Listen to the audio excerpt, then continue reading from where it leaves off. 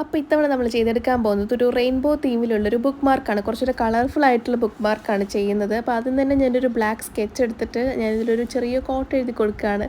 ബുക്കിൽ വയ്ക്കാനുള്ളതാണെങ്കിൽ നമ്മളൊരു കോട്ട് എഴുതണമല്ലോ. അപ്പോൾ എൻ്റെ മനസ്സിൽ തോന്നിയൊരു കോട്ട് ഞാനങ്ങ് എഴുതാം കേട്ടോ. കീപ് യുവർ സ്പിരിറ്റ് ഹൈ എന്നാണ് ഞാൻ എഴുതി കൊടുക്കുന്നത്.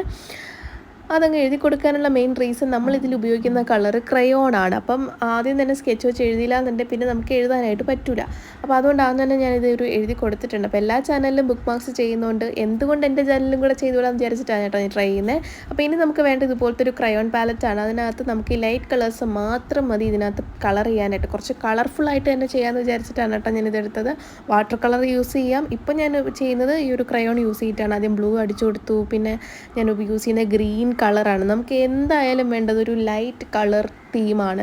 അതുകൊണ്ട് ലൈറ്റ് കളേഴ്സ് മാത്രമേ ഞാനത് സെലക്ട് ചെയ്ത് കൊടുത്തിട്ടുള്ളൂ. പിന്നെ അടിച്ചു കൊടുക്കുന്ന യെല്ലോ ആണ്. പിന്നെ ഞാൻ എടുത്തിരിക്കുന്നത് നല്ല പിങ്ക് കളറാണ്. ഈ ഒരു പാലറ്റിനകത്ത് ഇതുപോലത്തെ കുറേ ഷെയ്ഡുകൾ ഉണ്ട് കേട്ടോ.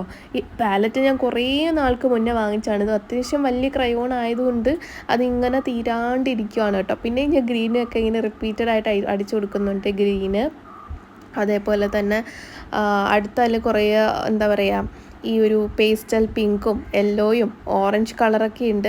അപ്പോൾ അതൊക്കെ ഞാനിങ്ങനെ അടിച്ചു കൊടുത്തിട്ടുണ്ട് കേട്ടോ. അപ്പോൾ ഫൈനലി നമുക്കിതാ ഇതുപോലെയാണ് കിട്ടിയേക്കുന്നത്. ഇനി ഞാൻ എന്താ ചെയ്യാൻ പോകുന്നതെന്ന് വെച്ച് കഴിഞ്ഞാൽ ഇതിലൊരു ഹോളൊക്കെ ഇട്ടിട്ട് ത്രെഡ് അറ്റാച്ച് ചെയ്ത് കൊടുത്തു. പിന്നെ ഒരു ക്യൂട്ട്നെസ്സിന് വേണ്ടിയിട്ട് ഒരു സ്ട്രോബെറിയുടെ കട്ടൗട്ട് ഞാൻ വെച്ച് കൊടുക്കുന്നുണ്ട്. ഡബിൾ സെറ്റ് ടേപ്പ് ഒട്ടിച്ചിട്ട് സ്ട്രോബെറിയുടെ കട്ടൗട്ട് ഞാൻ വെച്ച് കൊടുത്തു. അങ്ങനെ ഫൈനലി നമ്മുടെ അടിപൊളി ബുക്ക് മാർക്ക് റെഡി. കളർഫുൾ അല്ലേ? നല്ല കളറായിട്ടില്ലേ? ഒരു ഹോളി ആയതുകൊണ്ട് തന്നെ ഹോളി തീമിലങ്ങ് ചെയ്യാമെന്ന് വെച്ചെന്നേ. അപ്പോൾ എങ്ങനെയുണ്ട് നിങ്ങൾക്ക്? ഇത് ഇഷ്ടമായോ? ഇനി ഇതുപോലത്തെ റിവീലേഷൻ എന്നുള്ള ബുക്കാണ്. ഞാൻ തുറന്നു പോലും നോക്കിയിട്ടില്ല. എന്തായാലും വായിക്കണം. അപ്പം ഈ ബുക്കിനകത്ത് ഞാനിങ്ങനെ വെച്ച് കൊടുക്കുകയാണ്. ശരിക്കും പറഞ്ഞാൽ ഇതുപോലത്തെ തീമിൽ ഉണ്ടാക്കുമ്പോഴത്തേക്ക് നമുക്ക് ബുക്ക് ബോറിംഗ് ആണെങ്കിലും ഇത് വെച്ചിരിക്കുന്ന കണ്ടെങ്കിലും നമ്മൾ ബാക്കി വായിക്കും എന്നുള്ളതാണ് അതിൻ്റെ ഒരു സത്യം.